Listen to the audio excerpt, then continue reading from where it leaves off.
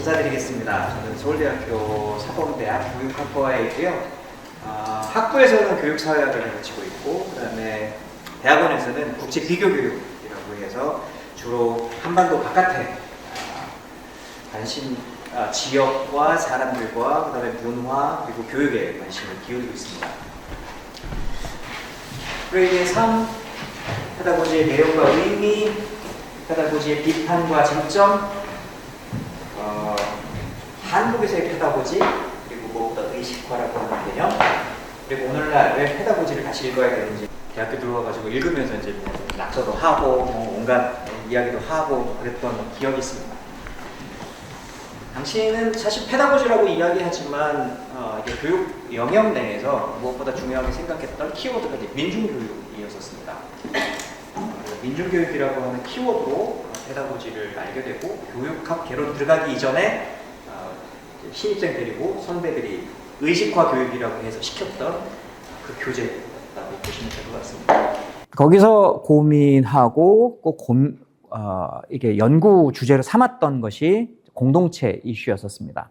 어떻게 사람들이 같이 살 것인가, 그리고 어떤 지향을 향해서 그런 공동체가 만들어지고 그것이 확산되면 궁극적으로 조금 더 나은 사회가 될 것인가, 이게 제가 가지고 있었던 고민이었습니다. 다시 이제 파울로 프레이리를 불러드릴 수밖에 없었고, 프레이리에 대한 고민, 이제 그 이전에 조금 이제 사회 학문적으로 그람시라든지 막스라든지 헤겔이라든지 기타 프랑크푸르트 학파에 이어지는, 최근에 이제 하버마스 작고 하셨는데요.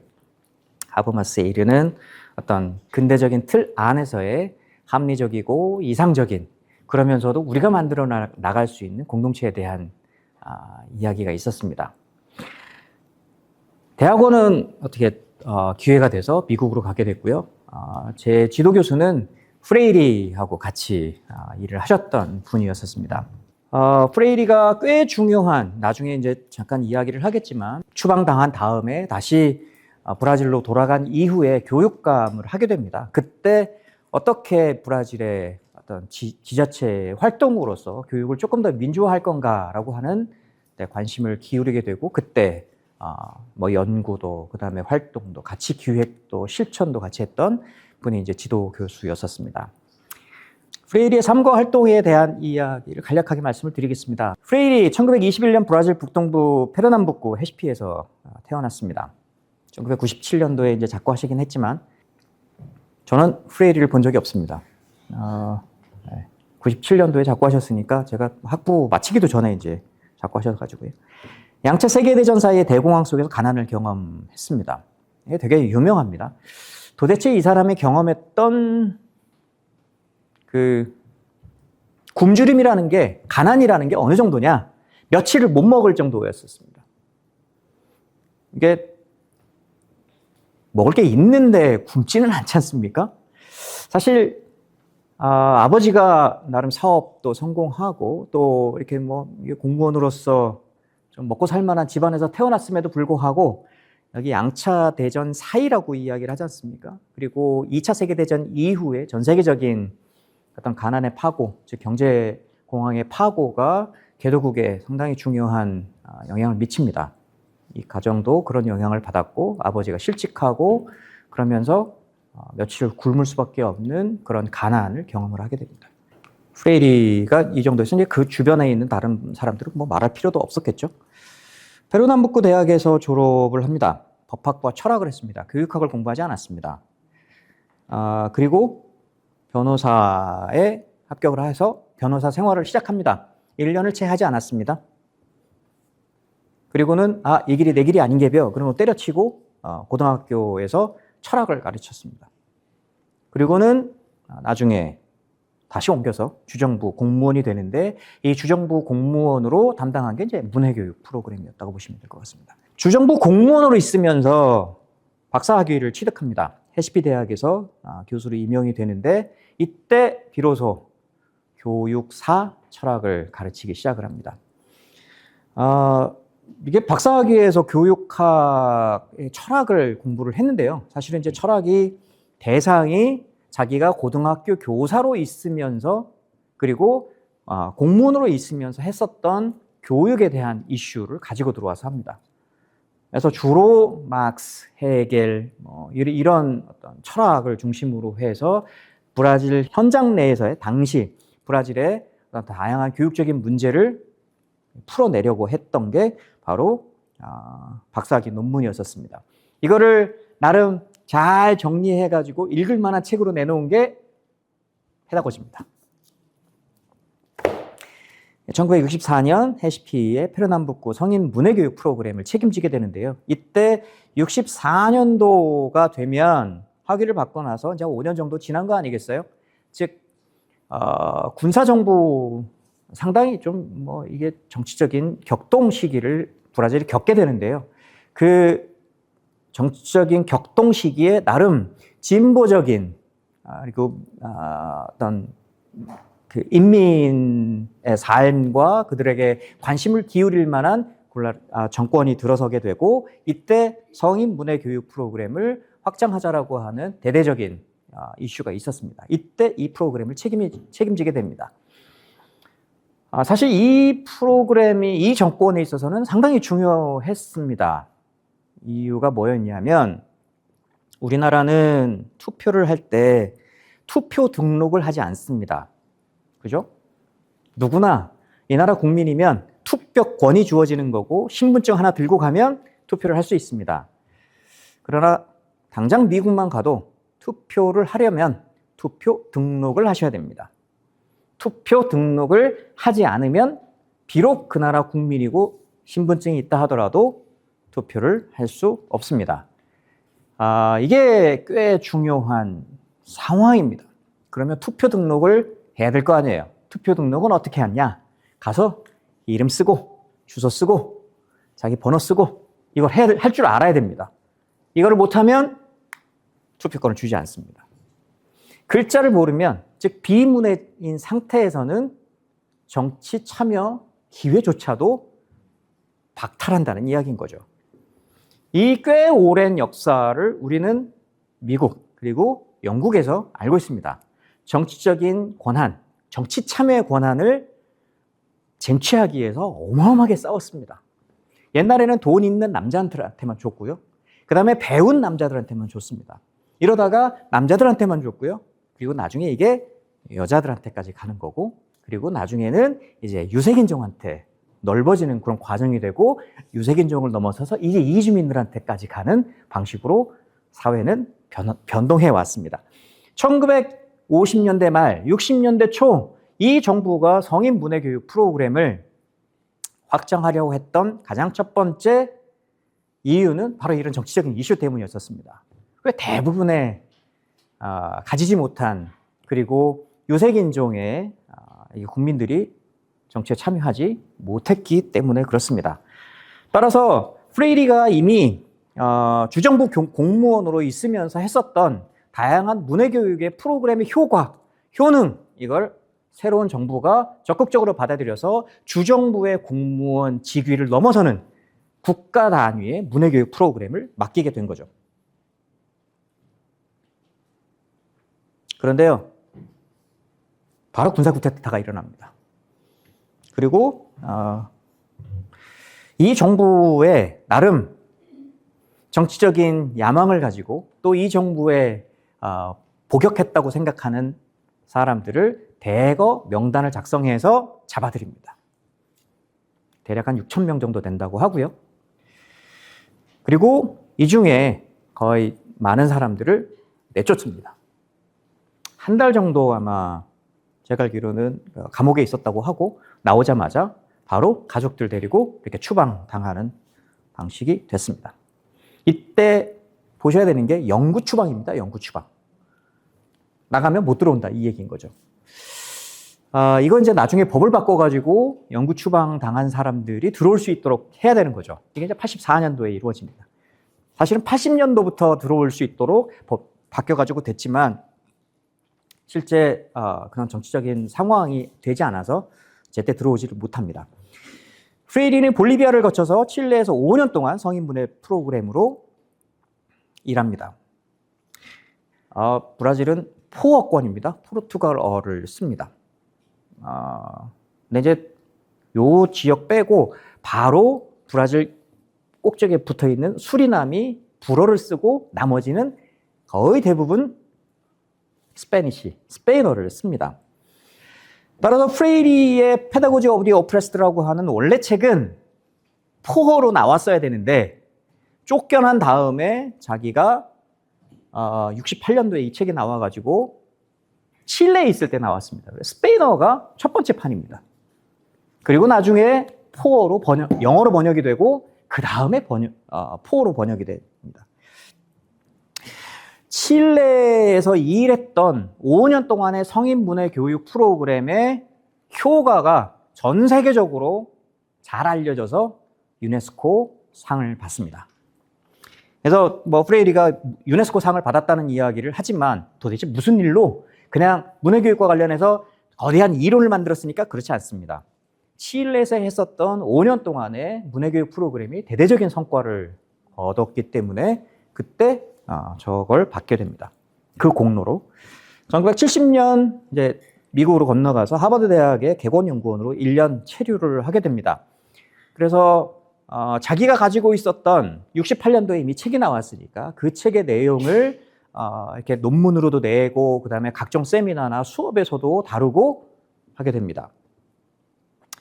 사실 프레이리의 논의가 이렇게 좀 확장될 수 있었던 꽤 괜찮은 기회가 바로 저 하버드였다고 보시면 될 것 같습니다.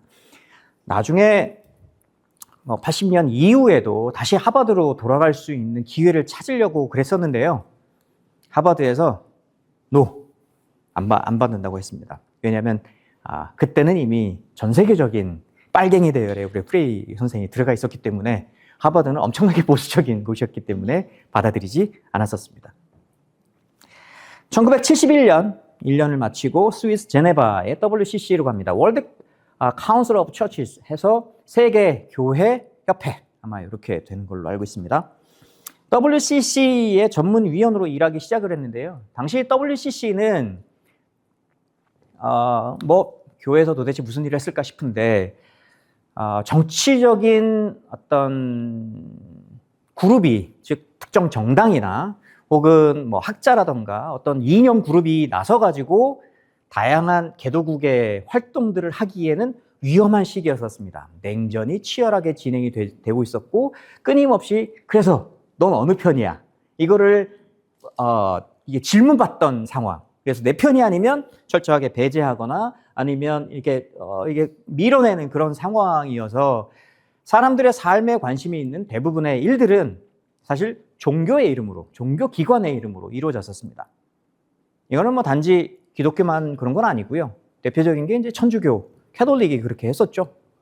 그래서 해방신학도 캐톨릭에서 등장을 하게 됐던 거고, 이게 중남미를 중심으로 한 민중들의 삶을 조금 더 나았게 만들기 위한 종교인들의 어떤 화합과 그다음에 활동이 저 밑바닥에서 아주 있었습니다. WCC도 그런 대열에 있었던 거고 사실 지금하고는 색깔이 많이 다르다고 보시면 될 것 같습니다. 그리고 혹시 KWCC도 아시는지 모르겠지만 한국 지부입니다. 한국 지부도 당시 70년대 그리고 80년대까지는 상당히 진보적인 색채의 기독교 사회운동을 하는 그런 곳이었었죠. 여기서 바로 전 세계적인 문해교육을 이렇게 개도국을 중심으로 하기 위해서 전문위원으로 프레이리를 데리고 갑니다. 그 결과 1973년 아이덱이라고 하는 단체를 설립합니다. 여기 이제 아이덱에서 나온 그런 문서인데요. 제가 이 아이덱에서 나온 문서들을 대략 카피해가지고 많이 갖고 있습니다. 이게 프레이리의 페다고지처럼 이렇게 책으로 이게 나와 있는 것들이 많지는 않은데요. 자기가 썼던 페다고지의 내용들을 만화로 만들고, 그 다음에 삽화로 만들고, 그 다음에 다양한 이렇게 교육 자료로 만들어서 전 세계에 쫙 뿌리는 일들을 했었습니다. 그래서 여기저기서 지원을 많이 받아서 그런 일들을 하고 다녔죠. 요때 이제 우리가 아는 페다고지 인 프로세스라고 하는 기니비소에 보내는 편지라든지 혹은 앙골라나 혹은 모잠비크나 이런 여러 아프리카의 신생 독립국들을 문해교육으로 지원하려고 하는 프로그램, 그리고 그때 주고받았던 서신들을 중심으로 한 책들이 발간이 됩니다. 1980년 귀국을 하는데요. 84년이 아니라 80년이에요. 80년 귀국을 하는데 사실 나중에 이제 정권이 바뀌어가지고 70년대 중후반부터 프레이리를 이렇게 들어오라고 계속 이야기를 합니다.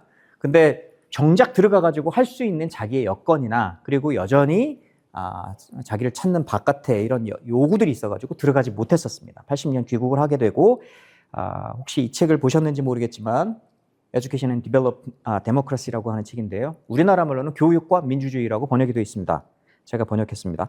1988년부터 1990년 상파울루시 교육감을 하게 됩니다. 2년을 채우지 않았습니다. 당시 나이가 21년 빼면 그건 한 70 가까이 된 나이였었고 조금 불편한 이렇게 그런 시기여서 4년을 채우지 못하고 나왔습니다. 하지만 4년 동안의 어떤 재임 기간은 자기와 같이 일했던 사람이 이제 뒤를 이어받아가지고 그 상파울루시 교육감 일을 진행을 하게 되는 거죠. 요때가 가장 지금까지 브라질 어떤 공교육 시스템 역사를 놓고 보면 가장 진보적인 시도가 이루어졌던 곳이라고 보시면 되고 그 연구를 했던 연구 결과 보고서라고 보시면 됩니다. 이거 가지고 박사학위 논문이 2개 정도 나왔으니까요. 1997년 영면을 하셨습니다. 한국에 오지 못하셨습니다. 일본 왔습니다. 중국에도 왔습니다. 한국에 오기 위해서 이런저런 섭외가 있었고 온다고 이야기를 했다가 결국 오지 못했는데 그게 아마 1995년도인가 6년도인가로 알고 있습니다. 아마 연세가 있으시고 좀 건강 문제 때문에 못 오신 걸로 알고 있습니다. 주요 저작들은 뭐 이렇게 되는데요. 사실 이 이후에도 계속 이게 수고라 그러죠. 이렇게 노트 해놓은 거 가지고 이렇게 짜막 쳐가지고 나온 새 책들이 있습니다. 프레이리가 쓴 책, 나중에는 대화한 책이죠. 이게 대화한 내용만 이제 묶어가지고 나온 책들이 있고요. 이 이후에는 여러 사람들이 쓴 책에 어떤 서문이라든지 이런 내용들을 담아가지고 책들이 지금까지도 계속 나오고 있다고 보시면 될 것 같습니다. 페다고지 내용으로 한번 들어가 보시죠. 책에 대한 이야기를 먼저 해보죠. 1968년 스페인어로 나왔고요. 70년 영어판으로 나왔습니다. 그리고 74년 포르투갈어로 나오게 되고요. 79년 한국어판이 발간이 됩니다. 요 조금 있다가 이 79년 판에 번역하신 분 사진도 나오고 또 이게 인터뷰한 내용도 나옵니다. 성찬성 선생이신데요. 혹시 캐톨릭이 좀 종교이신 분은 성염 주교 아시는지 모르겠네요. 성염 선생님 동생입니다. 그러니까 성염 신부님이 형이죠. 두 분이 형제십니다. 그래서 성염 신부님이 동생한테 번역을 하는 분이었으니까 야 이거 번역 좀 해봐 해가지고 맡긴 게 페다고지였다 이렇게 보시면 될 것 같습니다. 79년도에 초판이 나오고 86년도, 95년도에 나온 겁니다. 이게 이제 86년도 판이라고 보시면 되고요. 95년도 판도 비슷하게 나왔던 것 같습니다. 이게 79년도 판입니다. 이게 95년도 판입니다. 그리고 제가 조금 있다가 뭐 사진으로 또 보여드리겠지만 전 세계적으로 프레이리의 페다고지 발간 30주년을 기념한 내용을 번역한 책, 50주년을 기념해서 나온 판에 번역한 책, 이런 책들이 있습니다. 남경태 선생이 번역을 하셨는데요. 이분은 50주년 기념판이 나오기 전에 작고하셔가지고 그 판에 이제 허진 선생하고 같이 해서 50주년 판이 나왔다고 보시면 될 것 같습니다. 페다고지 오브 더 어프레스드는 판이 정말 많습니다. 이게 소위 이제 50주년을 기념한 컨퍼런스의 이게 수버니어입니다. 뭐라고요? 홈쇼핑. 네, 50주년을 기념해서 열린 전 세계 컨퍼런스의 수버니어입니다. 그리고 제가 가지고 있는 이 책은 브라질에 가면 프레이리 인스티튜트가 있습니다. 프레이지 연구소가 있습니다. 그분 살아생전에 이제 만들어졌던 인스티튜트였는데요. 거기에 소장님이 한국에 오셨을 때 자기가 가지고 있던 책을 주면서 이제 사인해가지고 준 그런 책입니다. 지금도 뭐 전 세계 프레이리 연구소의 가장 중심인 그런 역할을 하고 있고요. 문해 교육을 기후 위기를 극복하기 위한 교육적인 개입, 그리고 전국적인 문해 교육 플러스 최근에는 이제 페다고지 오브 테라라고 이야기하던데, 즉 땅의 교육학 뭐 이런 책들을 만들어내서 새로운 사상으로 이렇게 만들어낸 역할들을 하고 있다고 보시면 될 것 같습니다. 말씀드렸던 것처럼 이 세 권의 책이 있고 30주년 판, 50주년 판 이렇게 진행이 됐습니다. 페다고지의 주요 개념이 있는데요. 뭐 읽어보신 분들은 알겠지만 인간 대 동물, 우리는 동물이 아니야, 뭐 이런 식인 거죠. 인간과 비인간, 우리는 비인간인데 이제 인간이 돼야 돼. 억압, 침묵의 문화, 숙명론, 결정론. 안 좋은 것들이죠. 자유와 문화적 행동, 그 다음에 의식화. 의식이라는 말과 의식화라는 말은 상당히 다릅니다. 은행 저축식 교육 대 문제 제기식 교육, 이에 대한 이야기는 다시 할 겁니다. 말, 대화, 생성어, 생성 주제, 한계 상황, 한계 행동, 이런 것들이 있고 대화와 반대화적 상황에 대한 이야기들이 나옵니다. 책의 내용을 간략하게 정리하면 이렇게 됩니다. 우리는 인간이었습니다. 태어나면 존귀한 인간으로 태어납니다. 그런데 이 사회가 구조적으로 인간이 인간으로 머물지 못하게 하는 기제가 있는 거죠. 그게 억압입니다. 그래서 우리는 인간으로 존재하지 못하고 비인간으로 객체화되고 또 그렇게 살아가게 되는 거죠. 이런 억압과 반대되게 의식화라고 하는 프로세스를 통해서 우리는 비로소 원래의 존중받아야 될 인간으로 다시 되는 거죠. 이 프로세스를 페다고지로 이렇게 읽고 있다고 보시면 될 것 같습니다. 여기 이제 안에 들어가면 또 이런 개념들이 등장을 합니다. 똑같아요. 인간, 억압, 비인간, 의식화. 그러는데 사실 인간이 억압을 받으면 저항하게 되어 있습니다. 예를 들면 가시 찔렸어요. 어떻게 해요? 아따가 하고 어떻게 해서든 빼려고 한단 말이죠. 그거 아따가를 뭐 따가워 그러고는 붙들고 있는 사람이 있으면 극히 비정상입니다. 혹은 누군가 와서 나를 갑자기 걷어차면 당연히 안 맞으려고 나는 움직이는 거고, 그리고 맞고 났을 때 가만히 있지 않고 그 사람하고 붙들고 싸우려고 하는 거죠. 이게 기본적인 인간의 모습입니다. 따라서 인간이 억압받고 바로 비인간이 되지 않는다는 얘기입니다. 거기에는 길들임이라는 게 존재합니다. 즉 내가 받고 있는 억압, 즉 내가 받고 있는 고통, 그리고 내가 받고 있는 아픔이라고 하는 것이, 힘듦이라고 하는 것이 넌 그럴만해, 이런 의식적 그리고 신체적 길들임을 당하게 된다는 거죠. 그래야 비로소 인간이 비인간이 되는 과정으로 가는 겁니다. 문제는 이렇게 비인간으로 계속 존재하지 않는다는 겁니다. 즉 길들여지는 상황이 오래되면 오래될수록 의식을 각성할 수 있는 가능성은 점점 줄어듭니다. 따라서 아까 얘기했던 것처럼 억압, 즉 나한테 들어오는 수많은 폭력적인, 그리고 구조적인, 그리고 체계적인, 그리고 길들여지는 방식의 억압에 나름 이건 아닌데, 이런 의식 각성 순간들이 오게 되는 거고, 이 의식 각성이 단지 의식을 각성하는 걸로 끝나는 것이 아니라 문화적 실천이라고 하는 과정을 통해서 인간으로 가는 길을 걷게 된다는 겁니다. 따라서 아까 시작하기 전에 자유, 이게 공짜가 아니야.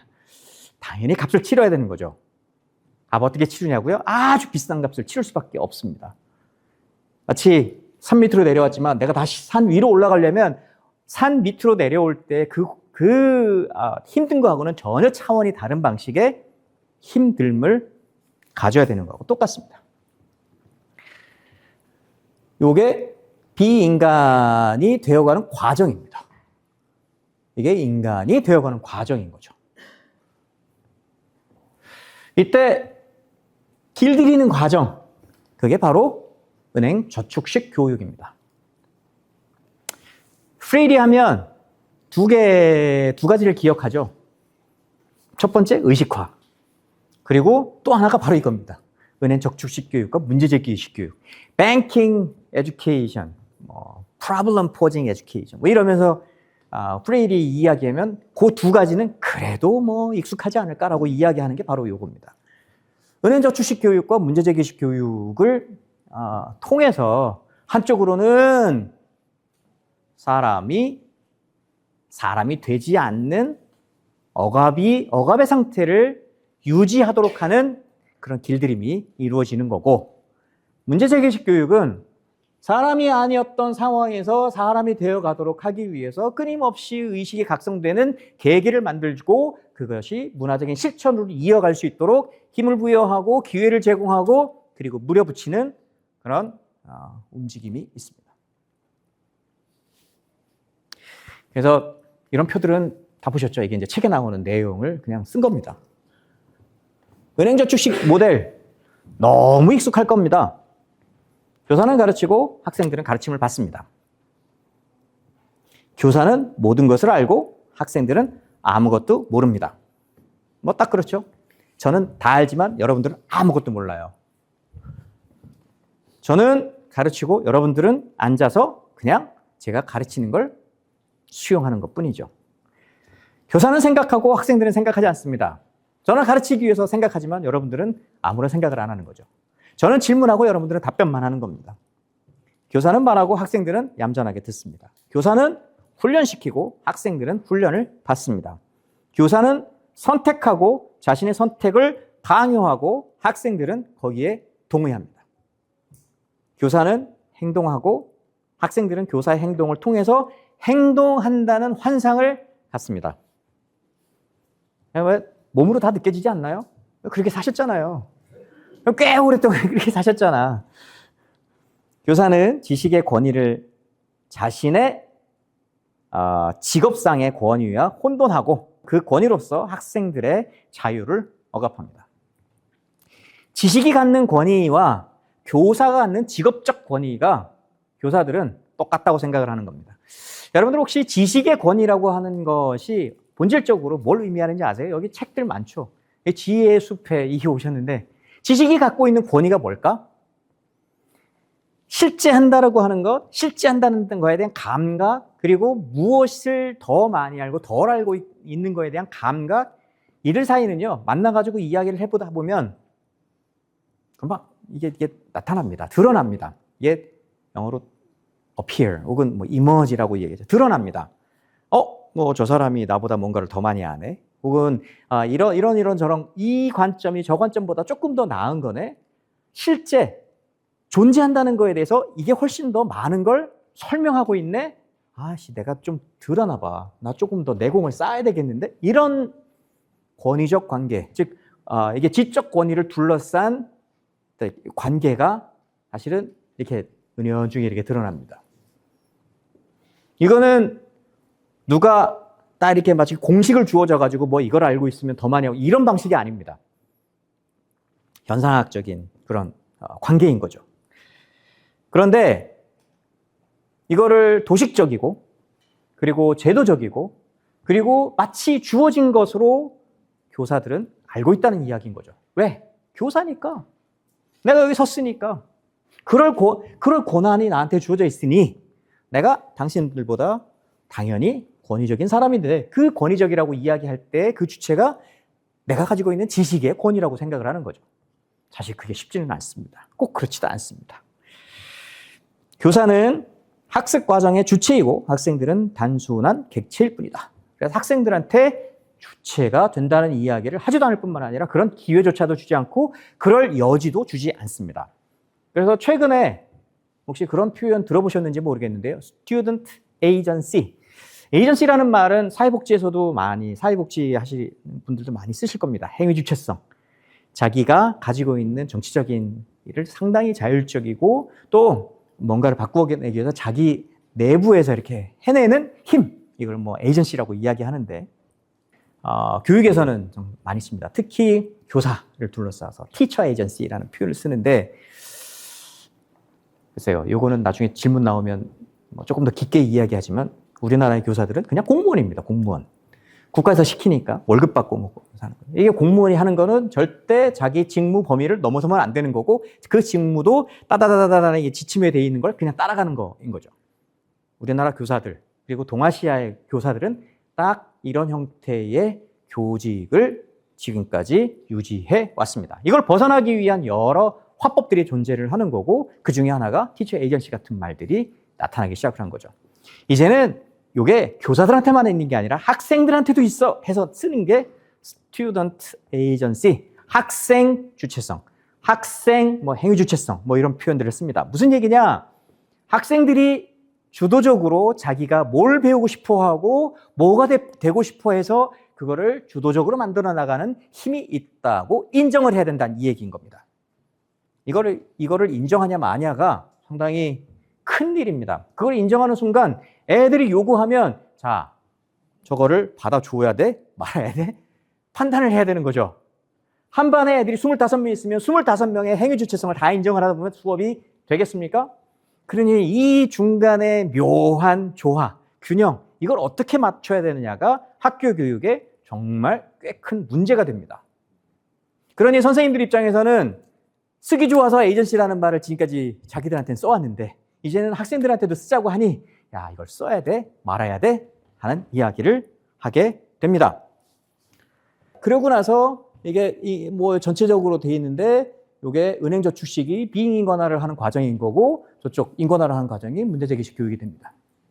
소위 이걸 우리는 프락시스. 자, 아까 많은 분들이 그래서 프락시스가 뭐예요?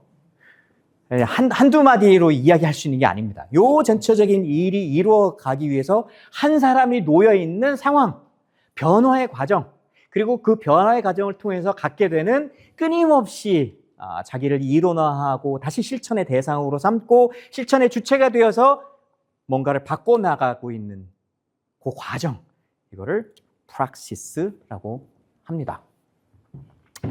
문화서클이 뭐냐고요? 바로 이런 그룹입니다. 이런 일이 일어나는 거. 한 사람 내에서 일어나고 있는 걸 프락시스라고 이야기를 한다 그러면 한 사람 한 사람 내에서 일어나고 있는 프락시스들이 서로 모여서 대화를 해나갈 수 있는 환경을 만드는 거죠. 이런 토대가 한 사람의 프락시스를 훨씬 더 강하게 밀어붙이고 그리고 각자의 어떤 리플렉션, 성찰이라고 하는 것들이 이런 과정을 통해서 이게 한 단계 한 단계, 즉 내공이 높아지는 과정으로 가는 거죠. 세바사 꽤 중요한 문화 서클이라고 이야기를 할 수 있을 것 같습니다. 이게 이제 문화 서클입니다. 요 책 원래 원저에는 없는데요. 한국에 번역을 하면서 뒤에 프레이리가 주민들과 만나서 했던 10가지 대화의 소재. 사실 그림 가지고 했거든요. 그림을 이렇게 판화 형식으로 만들어가지고 집어넣고 그거에 대한 해설도 있는 내용을 여기다가 집어넣습니다. 원래 요거는 요 교육과 의식화라고 하는 책 속에 들어 있었습니다. 요거를 엮어가지고 요 책 뒤에다가 이제 만들어 놓은 거죠. 거기를 보면 이런 얘기가 있습니다. 우리는 혹시 이제 문해 교육을 받아보신 분은 없죠? 없으실 겁니다. 왜냐하면 글 모르시거나 말을 못했던 혹은 글자를 못 읽었던 때를 기억하지 못하시잖아요. 못하죠, 그죠? 태어나면서부터 글자를 알았던 것 같고 태어나면서부터 책 붙잡고 책을 읽었던 것 같지 않습니까? 어린 반푼어치 없습니다. 기억, 니은 배우는 얼마나 힘드셨을까. 근데 애들은 똑같아요. 공부하는 건 어렵습니다. 제가 애 셋을 키워보니 애 셋이 글자를 배우는 게 다 다릅니다. 이제 교육학을 공부를 하다 보니, 야, 이게 이상적으로 애들을 이런 방식으로 이렇게 대화하면서 뭐 이렇게 질문하고 답변하면서 이제 키워야 돼. 애들이요, 지진아가 되더라고요. 쉽지 않습니다. 쉽지 않아요. 글자를 배우는 것도 워낙 애하고 부모하고의 관계로만 글자를 가르치고 배우는 게 아니라 집 밖을 나가면 아는 애들과 모르는 애들 사이로 쫙 갈리잖아요. 그러다 보니 이게 이제 스트레스를 받는 일이 되는 거고, 글자라고 하는 것이 내가 알아야지, 궁금해야지, 그리고 알아가지고 조금 더 나은 방식의 이게 뭔가 알을 키워나가야지 이런 것으로 되지 않는다는 이야기입니다. 우리는 애초에 글자를 배우면 글자 공책 갖다 놓고 기역, 니은, 디귿, 리을, 아야, 어여 이렇게 배웁니다. 글자 배우면서 다른 방식으로 하는 거 보셨나요? 그렇지 않으면 애들 있을 때, 애들이 커갈 때 텔레비전 앞에다가 텔레비전 장황하게 써놓고, 혹은 창문, 뭐 이것도 또 이제 영어 가르친다고 윈도우 뭐 이렇게 이제 갖다가 해놓는 거잖아요. 익숙하게 한다고. 프레이리가 문해교육을 시킬 때 방법은 사람들을 오게 합니다. 오게 한 다음에 글자를 가르치지 않고 대뜸 그림을 보여줍니다. 사람들 뭐에 앉으라고 그러고 그림을 보여주고는, 자, 이게 무슨 그림이에요? 집이 있고 우물이 있고, 그다음에 이제 여자가 그림 있고 애 그림이 있고, 그다음에 여기 농부가 있고 이렇게 있고, 그다음에 요거 이렇게 삽 같은 거 있고, 기타 등등 뭐 이런 얘기가 있잖아요. 이 그림의 구성 요소가 뭔지, 이 그림이 뭘 보여주는지, 왜 그림에 이런 방식들이 등장하고 있는 건지, 뭐가 익숙하고 뭐가 익숙하지 않은지, 왜 익숙한지, 그리고 이 그림을 어떤 방식으로 독해하는 게 좋은지에 대한 이야기를 말로 합니다. 이틀 동안 사람들이 이제 저녁에 글자 배우러 오는 상황이니 그 사람들한테 이런 아까 제가 보여줬던 그런, 이게 이제 제일 처음에 나오는 그림입니다. 제가 다 뭐 했으면 좋겠지만 다 아니고요. 뭐 요런 그림, 찢어질라 그러네. 뭐 요런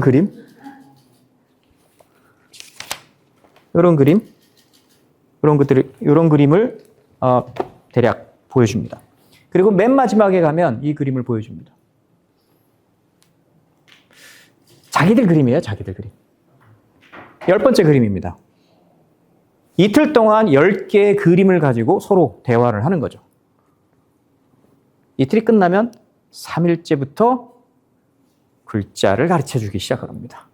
여기 뭐라고 되어 있냐면 1부터 10번까지의 상황들은 이틀 동안 토론되어 셋째 날에 시작되는 문자 습득 계획의 강력한 동기 유발로 기능한다.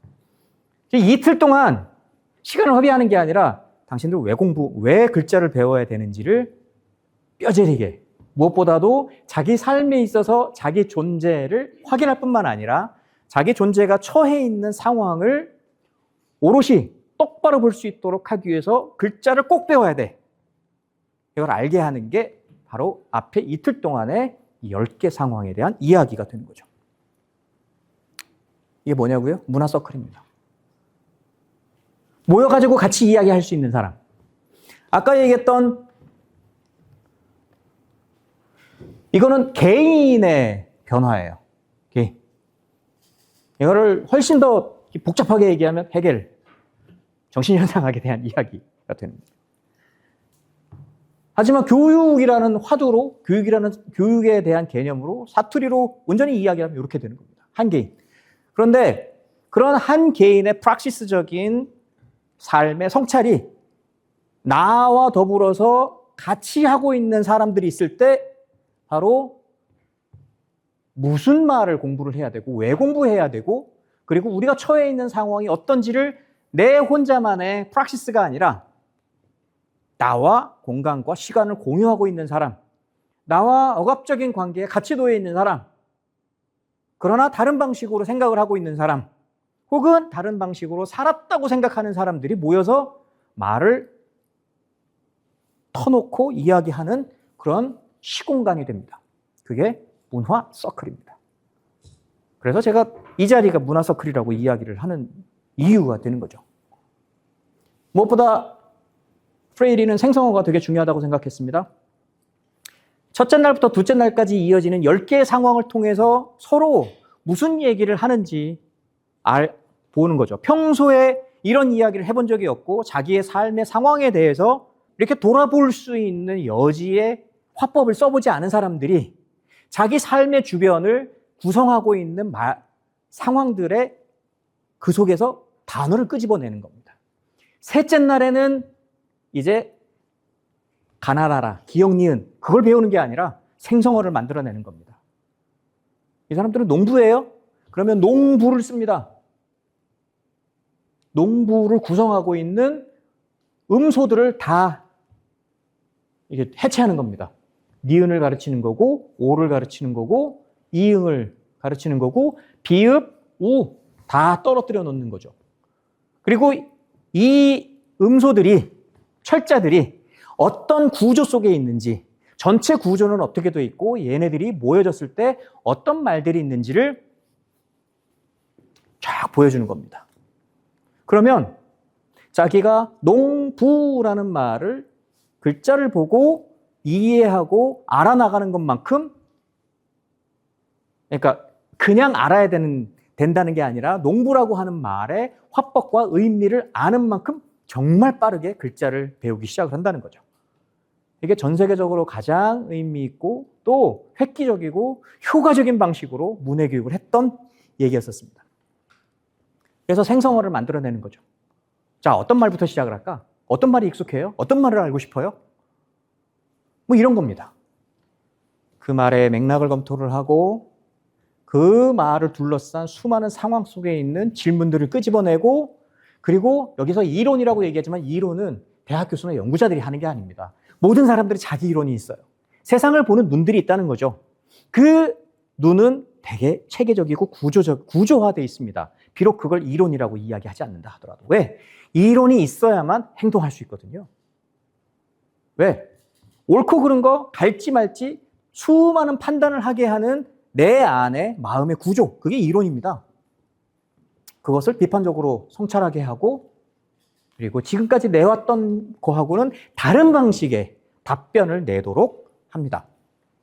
그리고 나만의 답변이 아니라 여러 사람들의 답변을 종합해서 자, 최종의 뭔가를 만들어내고, 자, 이게 잘했는지 못했는지 해서 한 바퀴를 돕니다. 그러면 삶이 그럼 한 바퀴를 끝나냐? 아니요. 수십, 수백, 수천 바퀴 돌아가는 방식으로 가게 됩니다. 첫 번째 갔던 바퀴는 그 다음에 원래 했던 모습에 머무르지 않습니다. 제가 이걸 어떻게 좀 이때 챗GPT가 있었으면 좀 잘 만들어냈을 텐데 그때는 없어가지고, 즉 처음에 있었던 인간의 모습으로 돌아가는 게 아니라 내공이 다른, 존재론적으로 다른 지위의 위치에 내가 올라가게 되는 겁니다. 그래서 이게 마치 이렇게 용수철 이렇게 올라가듯이 이렇게 올라가는 거죠.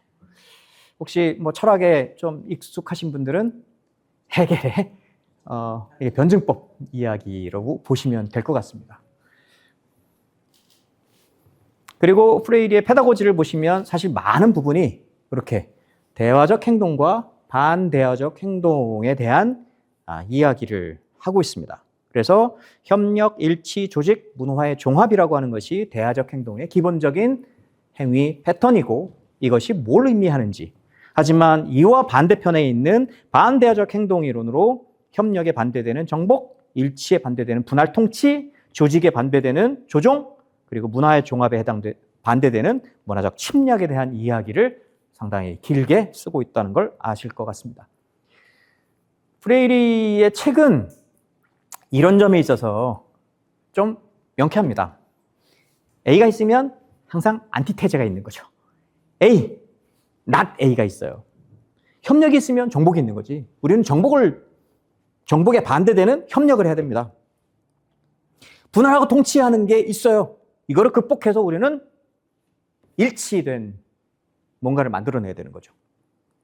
남을 조종하는 방식이 아니라 서로 함께 협력적으로 조직해내는 게 필요한 거고, 문화적 침략이 아니라 서로 다른 사람들 사이 문화적인 침략이 아니라 문화를 종합해서 서로 어울려 살 수 있는 대세를 갖춰야 되는 겁니다. 되게 좋죠. 그래서 프레이리 책을 한국 분들이, 특히 지식인들이 아우 이것만큼 훌륭한 책이 어딨어, 이렇게들 이해를 하고 계십니다. 프레이리 훌륭한 지식인, 그리고 훌륭하게 책을 쓴 사람, 그리고 나한테 행동할 수 있는 행동 지침을 준 사람, 이렇게들 이해를 하고 있습니다. 과연 맞는지 틀리는지 한번 보죠. 사실 페다고지는 어마어마하게 비판을 받은 책입니다. 물론 비판에 해당되는 부분에 대해서 얼마나만큼 익숙한지 모르시겠지만 우리가 아는 한 프레이리는 이렇게 찬사받는 인물인 거죠. 이 그룹이 이상한 겁니다.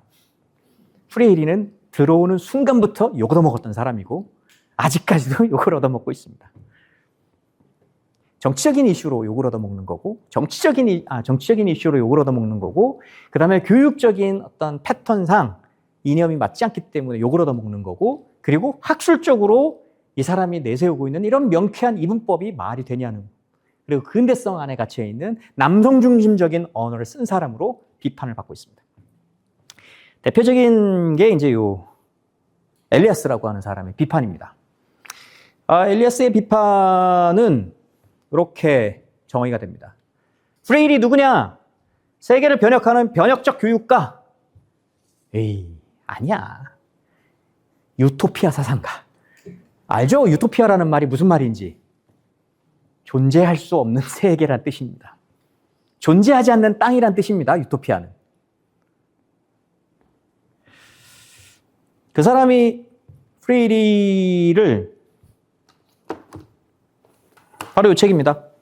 저도 이제 번역진으로 참여했는데요. 엘리아스의 책을 번역을 이렇게 했습니다. 이 책 안에 지금 이런 얘기가 들어 있습니다. 프레이리와 교육, 해방의 교육자. 우리는 해방의 교육자로 프레이리를 알고 있지만 그 사람은 유토피아 그냥 사상가다라고 이야기를 하고 있습니다. 이 책만큼 프레이리를 뭐라 그럴까? 사랑스러운 눈으로 봐주는 사람이 흔치 않다라고 생각합니다. 이 사람은 프레이리가 가지고 있는 이론적인 강점을 정말 잘 드러냈습니다. 정말 칭찬을 하는 거죠. 근데 3분의 1은 까는 얘기. 마치 쓴 커피를 먹는데 거기다가 설탕 한 스푼 집어넣은 것 같은 그런 느낌? 네. 이런 얘기가 있습니다. 때때로 프레이리의 저작을 읽으면 단순히 이루고자 하는 의지력만 충분히 발휘하면 인간과 사회 변화가 이루어질 것 같은 인상을 받게 된다. 유토피아적 사회주의에 대한 강렬한 헌신은 일단 자유의 힘을 과장하는 프레이리의 성향을 더욱 부여해준다. 프레이리는 피억압자가 일단 해방된다면 마치 완전히 다른 인간이 될 것처럼 말한다. 분명 천년 왕국의 도래를 선포하는 설교자의 미사여구다. 때때로 그의 이론은 모호하고 일반적이고 부정확하다. 프레이리는 거의 경험적 특성을 가진 증거를 제시하지 못하고 있고 자신의 분석을 위하여 사회학의 연구를 인용하고 있지 않다. 프레이리는 그렇고 그런 중상계급의 종교적 개량주의자다. 혁명 실천에 관한 경험이 없는 교육자 프레이리는 자유로운 교육의 과정이 혁명 구조에서 할 수 있는 역할을 과장했다. 이 돈키호테 같은 관점은 현실의 복잡한 속성이나 그것을 바라보는 인간의 인식 능력을 냉철하게 다루는데 실패하고 있다. 철학자로서의 프레이리, 엄밀하지 못해서 wrong, 잘못됐다. 학자로서의 프레이리, 여러 학문적인 근거나 논거들을 충분히 가져오지 못해서 실패했다. 교육자로서의 프레이리, 쥐뿔 경험도 없으면서 무슨 교육자로서의 프레이리 실패했다. 이게 바로 이 책의 핵심 내용입니다. 제가 보니까 다 맞아요. 다 맞아요. 여러분들은 그렇게 허점투성이 프레이리를 공부하겠다고 지금 여기 이렇게 오신 거죠. 네. 제가 생각하는 페다고지에 세 가지 난점이 있습니다. 첫째, 아까 말씀드렸던 것처럼 수많은 이분법이 있습니다. 문제제기식 교육, 은행저축식 교육, 억압자, 피억압자, 대화, 반대화, 협력, 정복, 일치, 분할, 조직, 조정, 종합, 침략, 뭐 이런 방식의. 소위 우리 사회가 근대성을 추구하는 근대 사회를 막 하다가 1960년대 말부터 사실 뭐 그 전에도 있긴 있었지만 사상적으로 그리고 현실적으로 근대성을 받아들이기 어려운 근대에 대한 비판이 등장하기 시작을 합니다. 그리고는 80년대, 90년대가 되면 소위 포스트 모더니즘의 사회가 이제 등장을 하는 거죠. 우리가 쌓아왔던 이성과 합리성의 집이라고 하는 것이 더 이상 온전히 튼튼하게 서 있을 수 없구나, 이런 생각이 드는 겁니다. 아시죠? 근대성은 두 가지 필라로 서 있습니다. 첫 번째, 진리가 있다. 진리가 있다. 이때 이 진리는 중세시대에 얘기했던 진리, 종교적인 진리가 아닙니다. 근대시대에 이야기하는 이 진리, 그 진리, 있다, 그게. 즉, 무정부주의라던가 혹은 불가지론자가 아니라는 거죠. 진리가 있어요. 이게 하나입니다. 두 번째, 인간이 그 진리를 알 수 있다. 이 두 가지입니다. 진리가 있어요? 진리가 있는지 없는지 어떻게 알아요? 이게 선언거드 같잖아요? 그런데 이 진리가 있음을 사실 우리는 중세시대부터 꽤 많은 종교적인 프랙티스를 통해서 종교적인 사상과 사상의 발전을 통해서 쌓아온 거죠. 진리가 있다는 걸 거부하지 않습니다. 근데 중요한 거는 인간이 그걸 알 수 있냐? 성경에서 NO! 네가 어떻게 신의 진리를 알 수 있어? 웃기지 마. 인간은 그런 능력이 주어지지 않았어요. 하지만 근대 시대가 되면서 종교적인 진리를, 종교적인 테두리를 벗어난 의미의 이성적이고 합리적인 방식으로 사람들이 그 진리를 추구할 수 있고 알 수 있다는 확신이 생긴 거죠. 우리가 알고 있는 베이컨이니 데카르트니 뭐 이런 사람들이 그걸 만든 거고, 소위 해결해 와서는 야, 이거 우리가 확실하게 인실문적으로 그거를 다 만들었다고 생각을 하게 된 거죠. 그런데 아까 말씀드렸던 60년대, 70년대에 들어서서 이 두 가지가 다 허물어지기 시작합니다. 첫 번째 허물어진 거, 인간이 정말 이성적이고 합리적인 존재야? 진리를 알 수 있다고? 뭘 가지고? 이게 칸트나 보면 다 이게 이성 가지고 한 거 아니에요? 믿을 수 없다는 겁니다. 그렇잖아요. 뭐 남 얘기해요. 각자에게 가슴에 손을 얹고 보면 믿으실 수 있나요? 예? 이 지나고 나면 제가 했던 얘기 다 기억하시나요? 에이, 어린 반푼어치 없습니다. 기억 안 나요. 기억 안 나요. 사람을 못 믿겠거든. 내가 나도 모르는데 다른 사람의 능력이 그게 있는지 없는지 어떻게 알아? 그러면 그걸 통해 가지고 진리를 알 수 있다고? 아니, 내가 나를 못 믿는데 이걸 통해 가지고 만들어내는 뭔가를 믿을 수 있다고? 아니요. 이건 사상 누각도 아니에요. 존재하지 않는 겁니다. 이런 이야기들을 수많은 사람들이 가지고 있었던 원래 어떤 능력을 담지한 주체로서의 인간이 거부가 되고 그걸 그 능력을 통해서 만들어내려고 했던 체계로서의 진리가 싹 무너지게 된 거죠. 이게 소위 포스트 모더니즘입니다.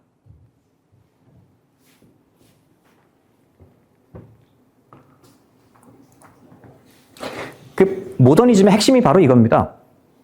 이분법. 참이 있으면 거짓이 있는 거고, 모르는 거에 아는 게 있는 거고, 이런 거죠.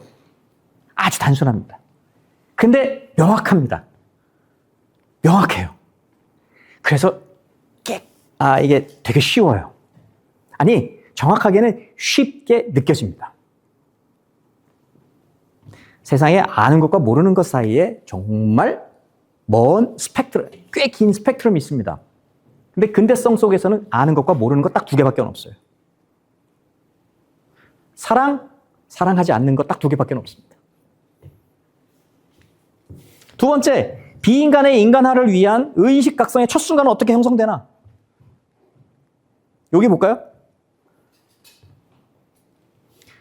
비인간화가 이루어지는 거는 사실 태어나면서 자기가 가지고 있는 존엄함이라고 하는 것이 인간이 쌓아온, 지금까지 켜켜이 쌓아온 역사, 사회, 문화, 정치적, 경제적 차별과 그 다음에 불평등한 여러 요소들이 한 인간의 삶을 짓누릅니다. 억압이죠. 그걸 통해서 비인간화되는 과정이 나타납니다. 태어나면서부터 인간의 존엄성이 거부된 사람들이 있다고 이야기할지는 모르겠지만 그 순간만큼은 그렇지 않습니다.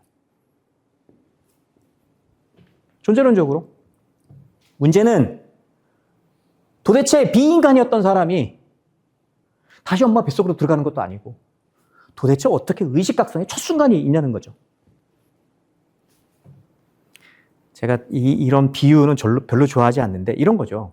끊임없이 종교를 가지고 있는 분들이 이렇게 야, 그래서 창조주를 무시한다고? 그리고 이 세상 어떻게 시작했는데? 모르죠, 그죠? 하지만 이제 종교를 가지신 분은 창조주라고 하는 거를 이제 둬야만 그게 설명이 되니까. 아, 그럼 여기도 그러면 의식각성을 하기 위한 뭔가를 둬야 되나? 안타깝지만 프레이리는 아무 얘기하지 않았습니다. 이거 너무 중요한데 이거 얘기하는 사람들이 없더라고요. 세 번째, 교육의 힘. 교육이란 희망. 현실의 구체적인 억압과 진화하는 억압자들의 전략에 어떻게 맞설 건가? 이 책은 뭡니까? 사회가 마음에 안 들어. 사회를 바꿔보기 위해서 교육이라는 힘을 통해 가지고 세상을 바꿀 거야. 이를 위한 지침이자 마치 도구적인 의식각성을 위한 도구처럼 읽히는 책입니다. 멋있죠? 문제는요, 세상을 바꿔보겠다고 저항하고 또 새로운 힘을 이렇게 모아내는 사람들이 한 발짝 가면요, 나를 짓누르는 사람은 열 발자국 갑니다. 네? 저 사람들이 권총 들었어. 아씨, 그러면 나도 권총. 그러면 저 사람들은요, 기관총 들고 있습니다. 안타깝지만 프레이리는 피억압자의 페다고지는 이야기를 했지만 억압자들의 페다고지는 이야기하지 않았습니다. 그래서 이 책이 발간된 이래 여러 학술적인 논의를 하는 분들이 Pedagogy of the Oppressed, 피억압자의 교육이라고 하지 않고 Pedagogy of Oppressors, 즉 억압자들의 교육이라고 하는 걸 새롭게 쓰는 분들이 계십니다. 그람시류의 이제 유기적인 지식인이라든지 이런 논의들이 이제 여기하고 뒤섞여 가지고 나온다고 보시면 될 것 같습니다. 프레이리가 이야기한 거, 자, 이게 저 사람이 나를 총으로 짓누르고 발로 밟아가지고 하지만 나도 똑같이 저 사람이 가지고 있는 총을 들고 저 사람이 발로 눌렀으니 나는 2번 눌러가지고 이게 아니라는 겁니다. 비인간화되는 방식은 그렇게 폭력적이고 억압적일지는 모르겠지만 인간화되는 방식에 우리들은 사랑과 연대라고 하는 걸 통해서 이 세상의 억압이 계속 재생산되고 이어지지 않도록 한다고 합니다. 즉 끊어야 된다는 얘기인 거죠. 어떤 순간에. 그래서 최근에 프레이리의 논의를 실제적인 방식으로 바꿔내기 위해서 나온 책들은 Pedagogy of the Oppressed가 아니라 Pedagogy of Love, 사랑의 교육학, 이렇게 이야기가 됩니다. 사랑의 교육학도 책이 있으니까 한번 보시기 바랍니다. 저도 번역했습니다. 어쨌든. 하지만 아시다시피 저쪽은 구체적으로 짓밟아가지고 이게 아픔과 고통이 너무 구체적인데, 너무 신체적으로 잘 느껴지는데 사랑과 연대는 너무 추상적이지 않아요? 이에 대해서 프레이리는 살아있을 때 끊임없이 공격당했습니다. 아이씨, 그래? 뭐 힘이 돼? 그래서 어떻게 하라고? 근데 저거를 한 번도 포기한 적이 없습니다. 죽을 때 죽음이 점점 가까워지는 순간 오히려 더 강하게 사랑과 연대의 힘을 이야기를 했습니다. 그래서 사랑의 교육학이 나오고 그분의 작고한 이후에 유작으로 연대 교육학이라는 게 또 나왔습니다. 페다고지, 한국에서의 의식화. 혹시 이분이 누군지 아시나요? 아시는 분? 네, 맞습니다. 문동환 목사님이십니다. 한신대학교 신학대 교수셨고요. 이분은 뭐 아시죠, 그죠? 지금 문익환 목사의 동생입니다. 그리고 가장 중요한 거는 바로 페다고지 오브 디 오프레스드를 한국에 갖고 온 인물, 이렇게 이해를 하시면 좋을 것 같습니다. 말씀드렸죠. 1970년도에 영어 책이 나왔습니다. 이 1970년도에 이분이 미국 유니언 신학대학에 안식년을 가 있었던 때입니다. 탁 갖고 와가지고 제자한테 야, 읽어! 논문 써! 해가지고 석사학위 논문, 최초의 석사학위 논문이 나왔습니다. 그래서 문동환, 김성재 이런 분들이 한국에 최초로 페다고지 오브 디 오프레스드라고 하는 책을 갖고 들어왔습니다. 이분이 이제 성찬성 선생님입니다. 최초의 번역은 성찬성으로 돼 있죠. 그런데 어디서 만들었냐? 한국 천주교 평신도 사도직 협의회. 요때 간상가 총문가가 바로 성염 신부셨었습니다. 요거를 왜 여기서 했냐? 이런 책 당시에 냈다가는 잡혀갑니다. 그래서 이렇게 집어넣었는데 아니나 다를까 잡혀갔습니다. 밑줄 그어가면서 공부를 해놨더라고. 심한 오역은 없었나 봐. 오역을 찾는다기보다는 의도적 오역을 찾으려고 했었지. 왜 그런 거 있잖아. 폭력적이고 의도적으로 과격하게 표현한 그런 건 말이야. 그것은 없었나 봐. 처음에는 상당히 삼엄하더니 시간이 지나니까 흐물흐물해지더라고. 조서를 몇 번 쓴다고 그 다음에는 자꾸 바꾸지 죄명을. 처음에는 무슨 죄, 나중에는 반공법. 하여튼 자기들끼리 이렇게 해라 저렇게 해라 하더라고. 그래서 한 달 동안 남산 가가지고 온갖 고통을 겪었습니다. 페다고지 초판에 바로 이 송기인 신부의 추천의 글이 들어가 있습니다.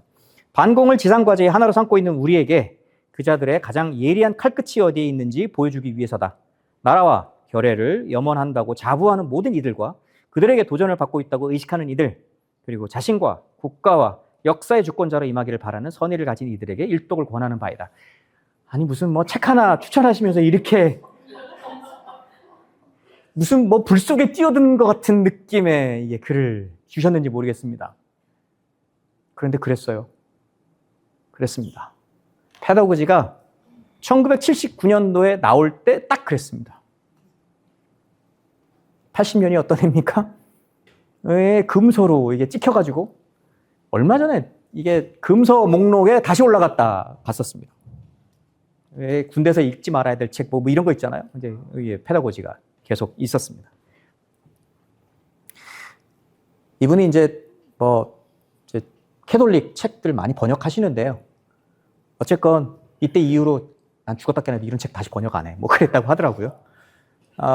제가 학위 논문을 이제 한국과 필리핀을 비교를 하기 위해서 양쪽에 당시에 프레이리를 처음 받아들이고 논의하셨던 분들을 이제 쫙 찾아다니면서 인터뷰하고 그랬었는데 그때 이야기라고 보시면 될 것 같습니다. 페다고지 어떻게 읽혔냐? 자, 정부가 이렇게 읽었습니다. 의식화는 군사정부가 정치적 저항 세력을 통제하기 위해 만든 정치 프레임.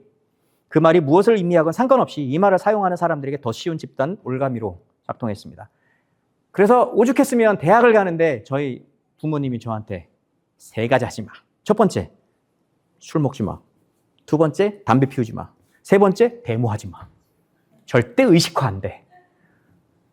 아니 뭐 당시에 뭐 제가 의식화가 뭔지 알겠어요? 물론 데모는 알았어요. 맨날 화염병 돌아다니고 그랬으니. 의식화는 사회불만 세력의 교육을 의미하는 정치적 용어였으며 교육이 정치적으로 물든 결과 혹은 그 과정을 지칭합니다.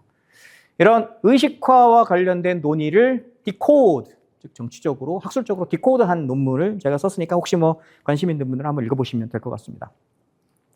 한국에서의 교육은 중립적인 위치를 차지해야 한다는 강박관념이 다른 사회보다 더욱 뿌리 깊게 자리 잡고 있습니다. 교육이 중립적이어야 돼. 아직도 이런 얘기 하시는 분이 계십니다. 프레이리는 너 무슨 소리야? 교육은 정치야. 교육은 정치적이어야 돼. 그리고 세상을 바꾸겠다고 훨씬 더 교육이 정치적이어야 돼. 이런 얘기하고 있습니다. 제 이런 얘기했다 빨개 소리 들었습니다. 지식인들의 사회 변혁 방법 교과서. 우리나라 지식인들은 어떻게 읽었냐? 페다고지는 진보적 사회운동 혹은 급진적 사회 학생운동의 첫 단계에서 읽고 토론하며 용어를 익히는 교과서로 기능했습니다. 1970년도에 이 책이 들어오고 79년도에 번역이 됐죠. 그 사이에 그러면 조용히 있다가 79년도에 번역이 됐나? 이거 좋은 책이네? 이렇게? 아닙니다. 들어오자마자 지하, 학생운동 지하로 쫙 이 책이 깔렸습니다. 제가 지금 연구하는 것 중에 하나가 혹시 들어보셨어요? 결의터 야학이라고? 결의터 야학? 우리나라 최초의 노동야학이라고 불리는 야학이 서울대학교 옆에 신림동, 즉 난곡에서 1975년도에 시작이 돼서 80년도에 끝났습니다. 끝나게 된 거는 광주 민주화운동 관련된 인사들이 이 결의터 야학과 관련돼 있어가지고 해체된 방식인 거죠. 75년도에 이제 시작을 했으니 당시 대학 1학년을 얻고 2학년, 3학년, 뭐 이제 4학년 이런 사람들이 이제 모여가지고 야학하고 막 그랬다는 그 결의터 야학을 시작하게 만든 책이 바로 이제 프레이리의 책이었었습니다. 소위 서울대뿐만 아니라 서울의 웬만한 대학에 학생운동을 하고 또 사회에 관심 있다고 하는 사람들은 다 이렇게 한밤중에 끼리끼리 모여가지고 이 책을 읽은 방식인 거죠. 교과서였습니다. 그게 제가 90년도에 들어가가지고 교육학 개론보다도 먼저 본 책이라니까요. 페다고지는 한국 지식인들의 지적 호기심을 채워주는 책이었습니다. 말씀드렸던 것처럼 적, 그 다음에 친구, 아군 아니면 적군으로 갈라져 있는 이 명확한 정세 속에서 내가 적을 이겨낼 수 있는 완벽한 교육적 지침을 준 거죠. 정세 변화를 갈구하는 사회운동 진영의 방법론. 은행 저금식 교육으로 한국 사회의 은행 저금식 교육 체제와 이를 통한 한국 사회의 유지 존속 억압의 체제를 비판하는. 즉 사회를 비판할 수 있는 비로소 언어를 준 겁니다. 이전에 그런 거 없었겠어요? 있었습니다. 너무 어려워. 이 책은 내 손 안에 마치 전쟁터를 나가서 싸워야 되는데 나한테 칼을 쥐어준 거하고 똑같은 거죠. 성찰이라는 말이 갖는 내적이고 은밀한 그리고 개인의 전존재를 투여하는 반성적 과정이 빠진 채 사회주의자들 사이에 반복되었던 자기 비판, 인민재판이 성찰로 둔갑이 됩니다. 이건 이제 뭐 제가 비판적으로 쓴 책입니다. 쓴 이야기입니다. 그냥 퉁쳐가지고 우리가 소위 386, 486, 586이라고 하는 세대의 어떤 성찰성이 빠져있는 정치적인 이해관계가 얼마만큼 오늘날의 지적인 지식인들 사이에 어떤 정치적인 이전 투구를 볼 수 있는지 이런 걸 보시면 될 것 같습니다. 결론적으로 한국 사회에서 페다고지는 엘리트 지식인들의 대중을 선동하기 위한 방법의 하나였다. 교육학 하는 사람이 이 책을 읽지 않았다니까요. 학생운동 하던 사람들이 국가를 전복하기 위한 교육적 지침 방법론으로 이 책을 읽었다는 겁니다.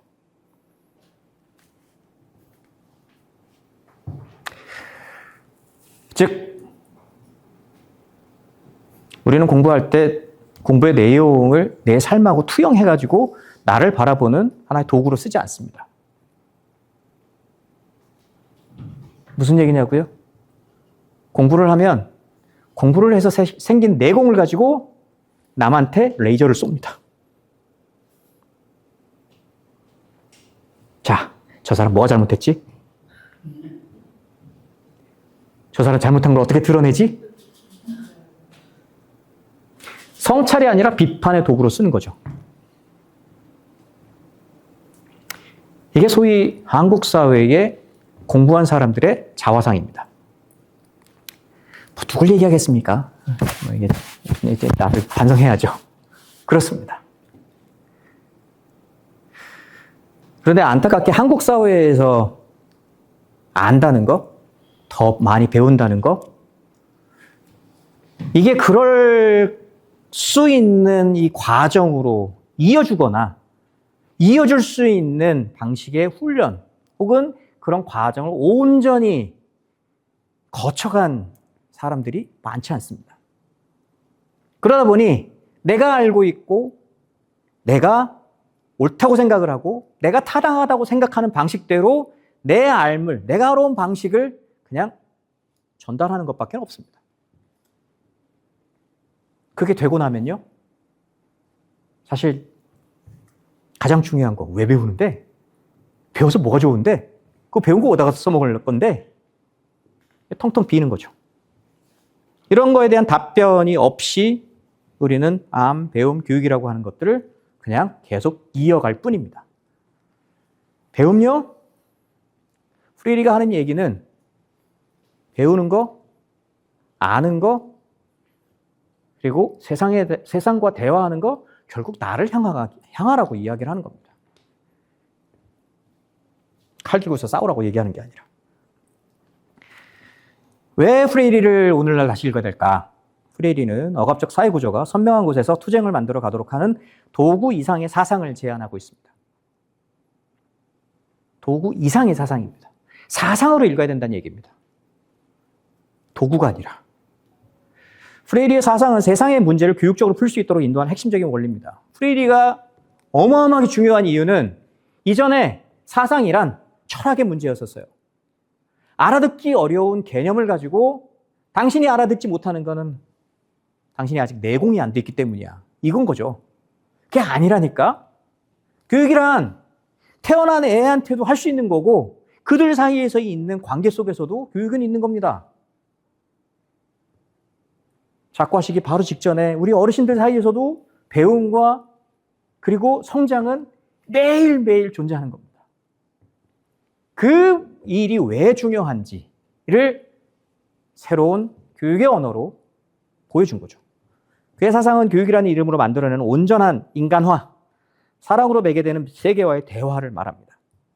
여러분, 온전한 인간화와 사랑이 매개하는 세계와의 대화는 끝없는 인간 삶의 여정입니다. 아까 얘기했던 것처럼 절대 내가 원래 있던 대로 다시 돌아가기 위해서 그 의식과 과정을 하는 게 아니라는 겁니다. 프레이리의 글들은 이런 문화 속에서 나타나는 억압자가 아닌 내가 길들여져 있는 침묵의 문화는 없는지 돌아볼 수 있는 성찰의 도구로 나를 향하게 합니다. 딱 두 가지만 덧붙여보죠. 비판적이라는 말을 좀 성찰해보죠. 한국 사회에서 비판은 말씀드렸던 것처럼 나를 향하지 않고 남을 향합니다. 비판은 사실 이 두 가지를 다 포함을 합니다. 최근에 쓰이는 비판이라는 표현은 사실 흥미롭습니다. 왜 크리티컬 띵킹이라는 표현 들어보셨죠? 비판적 사고, 비판적 사고력을 키워야 돼. 그래서 21세기 역량, skills for 21st century 이렇게 됩니다. 21세기 역량, 여기에 크리티컬 띵킹이 핵심입니다. 아니, 크리티컬이라는 말 이렇게 좋아한다고? 근데 그거 아셔야 됩니다. 이 크리티컬 띵킹에 소위 교육과 관련된 많은 이야기를 하시는 분들이 얘기하는 크리티컬 띵킹은 프레이리식의 크리티컬이 아닙니다. 결과, 즉 프로덕티비티를 낼 수 있는 소위 뭐라 그래야 되나, 경제적인 이해관계, 효과성과 연결된 띵킹 스킬을 크리티컬이라고 얘기하는 거죠. 크리에이티브라는 말도 비슷합니다. 그런데요, 제가 생각하는 비판적이라는 말은 이렇습니다. 왜 갑자기 팽이냐고요? 팽이 돌려보지 않으신 분 안 계시죠? 혹시 팽이가 뭔지 어떻게 작동하는지 모르는 분은 안 계시죠? 다 아실 거라고 생각합니다. 팽이는 돌려야 되고요. 돌리기 위해서 어마어마한 힘을 한꺼번에 줘야 되고 얘가 돌기 시작하면 계속 돌아가기 위해서 때려야 됩니다. 요즘은 안에다가 건전지 집어넣고 혼자 돌아가게 만들어 놓은 거 있던데 그건 팽이가 아니지. 이게 맞아야 됩니다. 맞아야 됩니다. 만약에 돌아가지 않으면 이렇게 됩니다. 이렇게 계속 돌아가고 있는 상황을 유지하도록 하는 그게 크리티컬입니다. 뭐 제가 원래 이제 생각했던 거는 바늘 끝에 서 있는 양상 이렇게 얘기를 하거든요. 사실 바늘 끝에 어떻게 서 있겠습니까? 그러니까 수도원의 신부님들 이야기는 야 바늘 끝에 천사를 몇 명이나 올려놓을 수 있어? 안절무수라 뭐 이런 그 수사들이 했던 논쟁들이 있죠. 그래서 뭐 이게 천사란 영적인 존재이기 때문에 무게가 없어. 그러면 수만의 이게 천사가 올라가 앉을 수 있다고 이야기를 하는 사람. 아니야. 얘도 인간에서 여기 영적인 존재가 되기 바로 직전이기 때문에 무게가 있어. 이렇게 얘기하는 사람 하나도 이제 못 올라간다고 이야기하는 방식인 거죠. 근데 일단 올라간다고 생각을 하고 그 뾰족한 바늘 끝에 서 있기 위해서 무게 중심을 잡는 한 인간의 모습. 그 자화상이 바로 팽이하고 비슷합니다. 계속 움직여야 됩니다. 춤을 추듯이. 무게중심을 잡아야 돼요. 균형을 잡아야 되는 거죠. 좌로 치우쳐도 안 되고 우로 치우쳐도 안 됩니다. 함부로 내가 이쪽으로 저쪽으로 해서도 안 됩니다. 오로지 서 있기 위해서 모든 감각을 여기에 집중해야 되는 거죠. 얘가 지금 그러고 있는 겁니다. 크리티컬이라는 그런 거예요. 내 정신 상황이, 내 의식이 좌로도 우로도 치우치지 않기 위해서 내 자신에게 향해 있는 상황. 이게 크리티컬입니다. 그러려면 어떻게 되느냐? 내가 어디에 치우쳐 있는지, 내가 어떤 방식으로 움직이는지, 내가 어떻게 균형을 잃고 있는지 나 알아야 돼요. 그렇지 않으면 이렇게 된다니까요? 근데 그거 아셔야 됩니다. 어느 게 더 편할까요? 이게 훨씬 편합니다. 너무 편합니다. 편안해요. 안정적이에요. 문제는 이거는 생각할 필요가 없는 겁니다. 내가 내 상황을 굳이 볼 필요가 없는 거죠. 얘가 하는 게 뭐냐고요? 인력에 그냥 길에 있는 겁니다. 자연 질서가 자기한테 주어져 있는 구조 속에 그냥 안주하는 거죠. 의식이란 별로 중요하지 않습니다. 몸과 마음이 남한테 기대어 있는 그 상황. 이게 비판적이지 않다는 말의 의미입니다. 이렇게 돌아가기 위해서는 내가 좌로 우로 치우쳐 있는 걸 어떻게 합니까? 당연히 다른 사람하고 어떤 삶을 다르게 살고 있는지, 같이 살고 있는지 대화를 해야 될 뿐만 아니라 수많은 책들, 다른 방식으로 생각하고 다른 방식으로 주장하는 사람하고 말을 맞춰봐야죠. 사마띠안다는 이때 이 의미가 막 그럴 겁니다. 맞춰봐야죠. 당연히 싸우게 되는 겁니다. 네가 맞는지 내가 맞는지. 두 번째, 자신의 내면으로부터 나오는 질문을 여과하지 않고 내뱉는 연습을 해야 됩니다. 그래서 제가 저한테 이제 공부하겠다고 오는 학생들이 있습니다. 뭐 이런저런 인사치레 다 하고 그다음에 제가 이제 본격적으로 묻습니다. 그래서 뭐가 궁금한데? 왜 공부하려고 하는데? 요 다른 질문이 그겁니다. 뭐가 궁금한데? 그런데 대학원에 오려면 다 궁금한 게 있어서 올 거라고 생각하잖아요? 아닙니다. 이 질문에 답변을 하는 사람을 잘 못 봤고요. 심지어 이 질문이 뭘 의미하는지 아는 사람도 많지 않습니다. 공부하고 싶다는 말의 의미는 내 안에 뭔가 비어져 있어서 여기를 채운다는 얘기가 아닙니다. 근데 사람들은 그렇게 생각을 하는 거죠. 머리가 반쯤 비었어요. 그러니까 반을 채워야 되니까 공부할래요. 세상에 그런 건 없어요. 머리가 반 비어요? 여러분들은 존재하지 않습니다. 네? 그런 거 없어요. 그런 거 없어요. 네? 공부한다는 말 혹은 공부하고 싶다는 이 스스로의 욕구의 표현은 궁금한 게 있다는 얘기입니다. 궁금한 게 없어요? 아무것도 할 수가 없어요. 진짜로. 자신의 내면으로부터, 그런데 흥미로운 건 자신의 내면으로부터 여러분들은 하루에도 수십, 수백, 수천 가지의 질문을 내뱉습니다. 저건 뭐지? 저 왜 저래? 이거 뭐지? 왜 기억이 안 날까? 그 수준의 차이도 천차만별입니다.